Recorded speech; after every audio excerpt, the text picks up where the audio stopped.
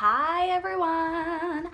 I am here today to do a how to start your vinyl collection video in 2020 as a beginner. I myself am one of the youngest people in the vinyl community here on YouTube, and I have essentially acted like a sponge, soaking up as much information as possible within this last few months. Essentially, I've been looking up these types of videos for the last month, trying to learn as much as possible so I can really boost my own collection. I realized that there wasn't that many videos out there from an actual person that's in their own journey in the beginner stage, and I felt like my perspective of being a beginner myself would be a really good perspective to share my own experience and my own information that I've learned, as this probably will be more digestible to younger people or anyone that wants to start their own vinyl collection. And with the new renaissance of vinyl in the last, say, 10 years, there's definitely a lot of us out there wanting to start our own collections or get more into vinyl but just don't really understand what's happening. So I'm going to go through 5 steps today on how to kickstart your own vinyl collection as a beginner, as someone that knows absolutely nothing. So number 1, probably very corny, but it is love your music. It's important to be passionate about music. Whether you want to collect just to preserve your vinyl, or you want to trade your vinyl, or you want to just listen to the vinyl, it's really important to respect your vinyl and music. Step number 2 is understand your vinyl. So this is definitely going to be the most extensive step here, but it's really important before you start. There are so many different record pressings out there to get, and it can be very daunting at first because it seems like there's 20 million different things to understand all at once. And if you try to understand all of it right at the beginning, it's just going to be impossible. You're not going to. I don't even understand what I'm doing, and I am 100 records deep into my collection, and I would still say that I understand the tip of the iceberg, but I'm here to explain that tip of the iceberg that you need to know when starting to collect. One of the most important things is original pressings. Original pressings are pretty much the first run or the first issue of an album or a record. So when an album comes out and is first released, it's that first run of those albums being released on vinyl. Usually an original pressing of an album is bound to go up in value, as they usually are limited and you can't really ever replicate the original pressing, if you know what I mean. Like, you can't do another issue that's the original. If you want to start collecting secondhand and you want to start collecting albums that you know are going to go up in value, I would say original pressings is the way to go. So an example of that would be the Smiths vinyl that I inherited from my auntie. She bought all of the Smiths albums when they were first released. So for instance, Meat is Murder came out in the 80s, and when it came out in the 80s, she was on it, she was there at the shop, and she bought it when it first came out. Another different type of pressing that a lot of younger people especially are really into is colored vinyl. So for instance, with older vinyl especially, a lot of records will be on a black pressing. So for instance, with this record, you can see that it is pressed on black vinyl because the color of it is black. However, especially at the moment, there is definitely a lot of colored vinyl being released. So for instance, I picked up the newly released Slow Rush record by Tame Impala, and this was a limited edition green vinyl pressing. Here you can see that this vinyl is green. So usually colored vinyl will be slightly more expensive, but a lot of the time it will also be limited edition. So it is also a nice collector's item to have because it is mostly going to go up in value over time. And it's also super pretty. But also there's a lot of people in the vinyl community that feel like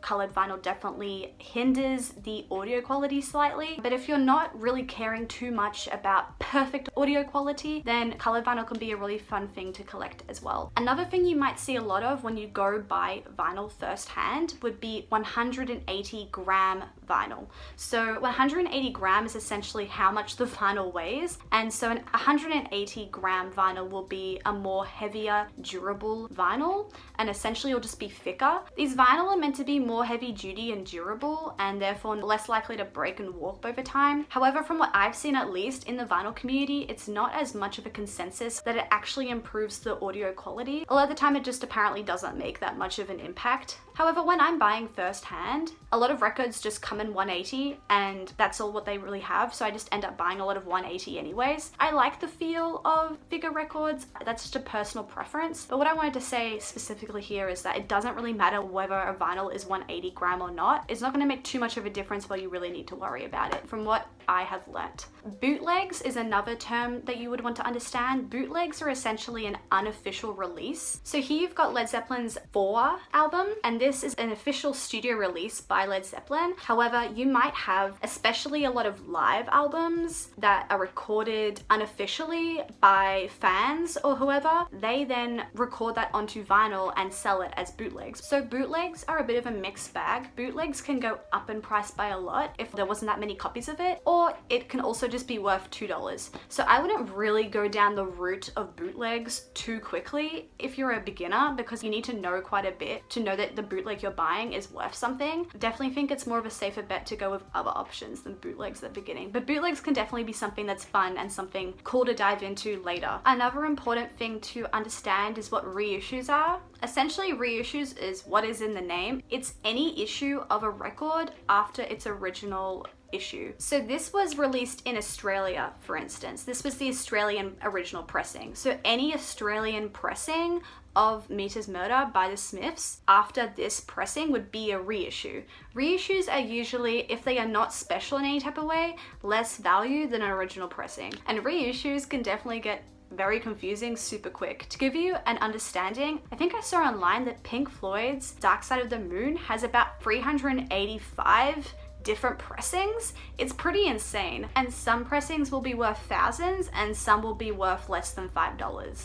So it's really important to understand which issue you are getting. And I'll be touching upon how to figure out which issue of a vinyl you have later in this video. There's also different sizes of vinyl record. So for instance, this Tame Impala record is a 12-inch, and most of the time these size records will be LPs or long plays, which to most people would just be a normal length album. Also, not as common but definitely still happens, 12-inch records can still be singles. So this is, stop me if you think that you've heard this one before, by the Smiths. So this has one song on one side of the vinyl and then another song on the other side of the vinyl. There is also 7 inches, which are little records like this. They are quite mini and very cute in my opinion, and usually these will be singles or EPs, but most likely singles. 7 inches and 12 inches are played at different speeds, so it is important to look at the record player that you own and make sure that is compatible with the record sizes that you're buying. As a rule of thumb, usually 12-inch records will play at 33 1/3 RPM. Little 7 inches are played at 45 RPM, and then the other speed that records can be played at is 78 RPM, but that is usually not going to be the case for most records that we're looking at today. And I feel like those are the key basics that a record beginner would need to know. So step number 3 is buy your vinyl. Woohoo! You're on the track to buying your vinyl. So how would you buy your first vinyl? Well, I feel like there are 2 good surefire ways to collect your first vinyl, and that would be either to buy it first hand or to buy it second hand from a record store. The reason I say this is because a lot of ways to buy records online for second hand are through things like Discogs and eBay, and you need to know quite a lot and have good extensive knowledge about records to be able to buy on those websites and know what you're doing without actually being able to look at the records yourself. And a lot of the time people can get records that are dingy or they're warped or they just get ripped off in some type of way. It requires a lot of trust from the seller and a lot of knowledge from the buyer. So I feel like the better way to start collecting if you're a beginner is to go first hand or go second hand from record stores. As long as you're happy to buy first hand when you first start and you're happy to buy reissues, then going and buying first hand is the way to go. If you want to start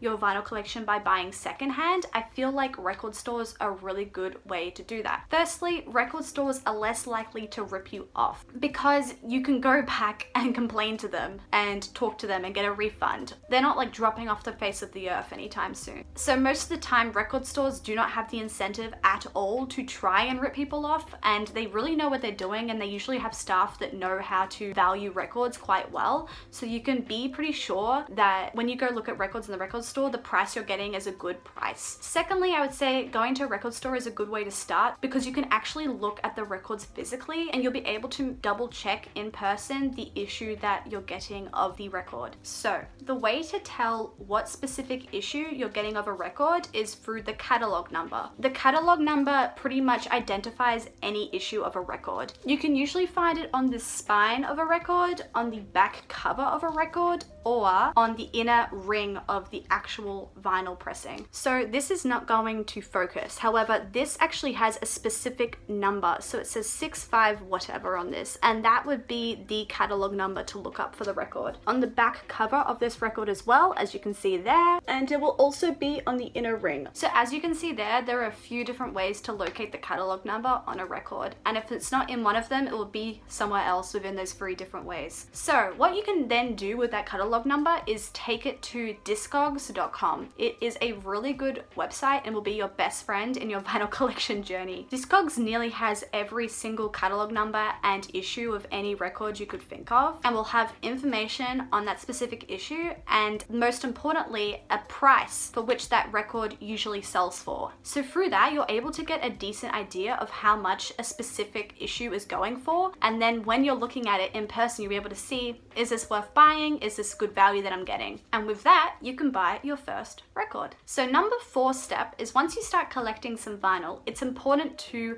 look after your vinyl. The basics of looking after your vinyl comes down to 3 important steps. So if I pick up a bunch of my records, do not call them vinyls, call them vinyl.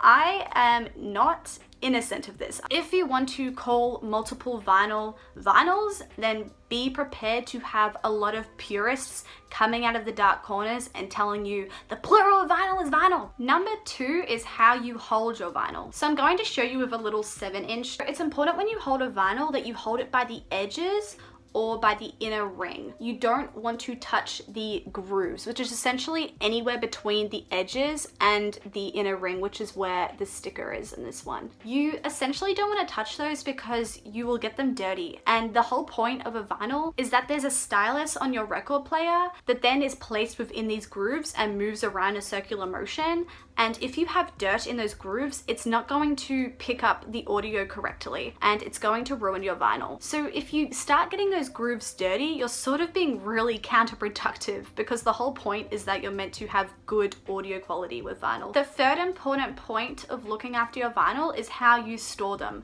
You don't want to stack your vinyl like this and store them like this horizontally on top of each other, because it then applies pressure to your records and it will ruin your records by warping them. You want to place your records vertically when you store them. That's also really important. And a little bonus tip as well, don't leave your vinyl in your car. Vinyl does not like heat. Another bonus tip that you could do to look after the quality of your records is inner and outer sleeves. So outer sleeves here, you have a plastic sleeve that goes around the outer side of your record. This is obviously to help keep the cover in good condition. And then you can also have an inner sleeve that goes around your actual record, which helps preserve the quality of the vinyl as well. You can also clean your records after you use them. There's a lot of cheap record cleaning kits online. You can just Google it, find something super cheap.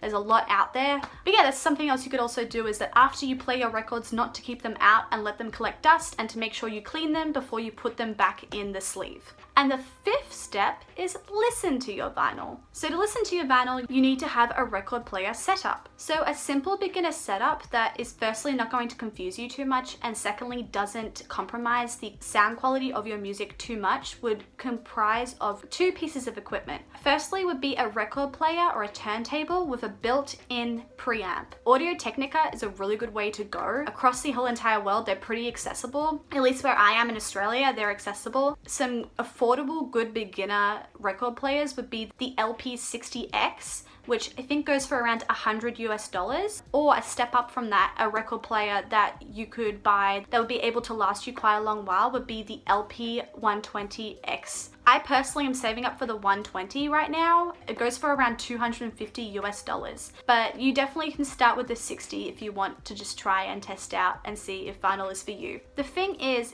that vinyl is not a cheap hobby. It is a hobby that you have to put a lot of money into, and that's just how it is. And you can buy one of those cheaper all-in-one record players if you want, but just know that you will probably damage your records and you will probably be compromising on sound quality, which is sort of counterproductive to the whole point of vinyl. So I would definitely avoid all-in-one systems if you can, and go with Audio-Technica. Some other good brands to look at that are sort of affordable is U-Turn and Fluence. I've heard of, are pretty good as well, but they are not available in Australia, so thanks for that.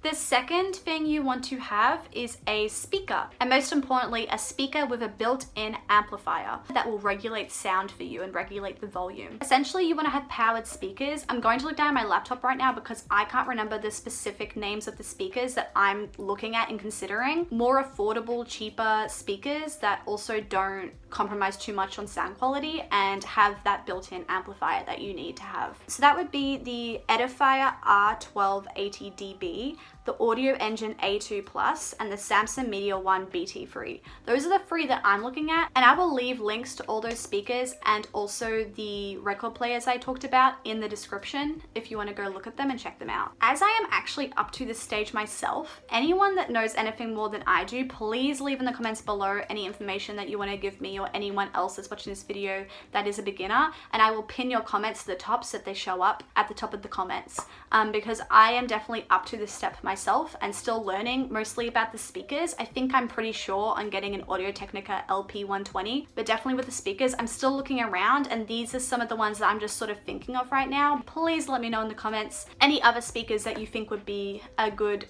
way for a beginner to go with. So those are the 5 steps to starting your own vinyl collection in 2020 as a beginner. Thank you everyone for watching. I hope you got something out of it, and I will be back with more videos on music and more videos on reading and books. Bye!